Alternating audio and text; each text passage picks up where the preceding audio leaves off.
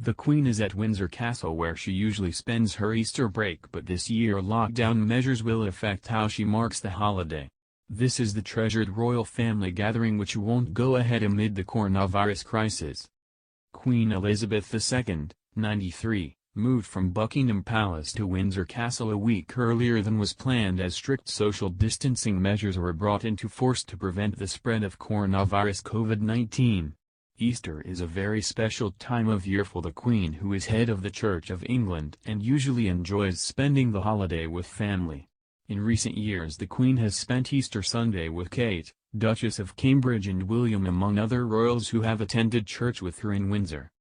The royal family usually unite for a church service at St. George's Chapel, Windsor on Easter Day, but this year the special event will not go ahead. Churches across the UK are closed with lockdown measures to prevent the spread of COVID-19 expected to remain in place for weeks to come. The only religious ceremonies able to go ahead are funerals, and even then the number of people allowed to attend is limited and social distancing measures must still be observed. Last year the Queen was joined at the Easter Day service by Kate, Duchess of Cambridge, and Prince William, Zara and Mike Tyndall, and Prince Harry. Meghan Markle missed the event as she was in the late stages of pregnancy with baby Archie at the time. This year the Queen will spend Easter Day inside Windsor Castle with her husband Prince Philip, 98.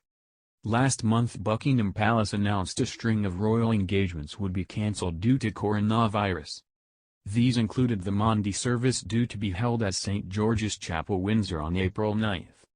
A palace statement confirmed, in consultation with the medical household and government, a number of public events with large numbers of people due to have been attended by the Queen and other members of the royal family in the coming months will be cancelled or postponed.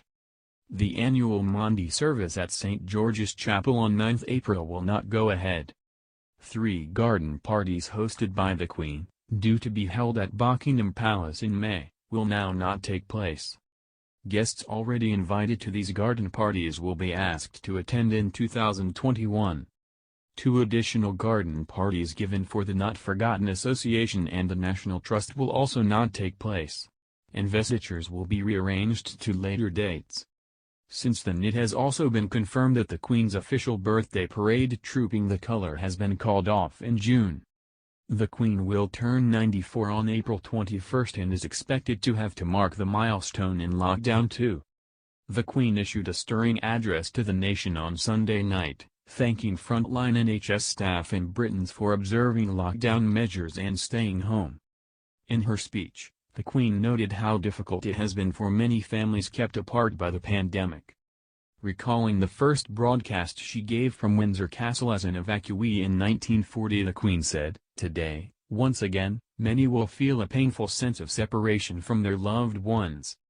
But now, as then, we know, deep down, that it is the right thing to do."